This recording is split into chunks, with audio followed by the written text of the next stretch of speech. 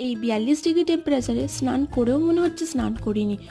এতটাই টেম্পারেচার, মানে জাস্ট নেওয়া যাচ্ছে না।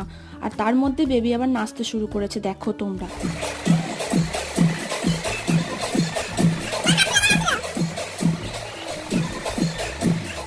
এই গরমের মধ্যেও গাইস কলেজ যেতে হয়, বুঝতেই তো পারছো। এটাই হচ্ছে স্টুডেন্টদের লাইফ। এই তো চলে এসেছি এবার প্রীতির বাড়ি। আর প্রীতির বাড়িতে এই রক্ষাকালী পুজোটা প্রত্যেক বছর হয়, আর আমরা প্রত্যেক বছরই আসি।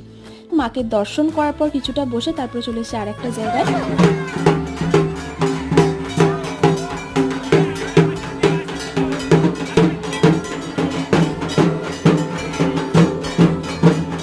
ও, তোমাদেরকে তো এই জায়গাটা সম্পর্কে এক্সপ্লেনই করা হয়নি, তো বলি এই পাড়াটার নাম হচ্ছে দিঘির পাড়, আমাদের পাড়ার একদম পাশে।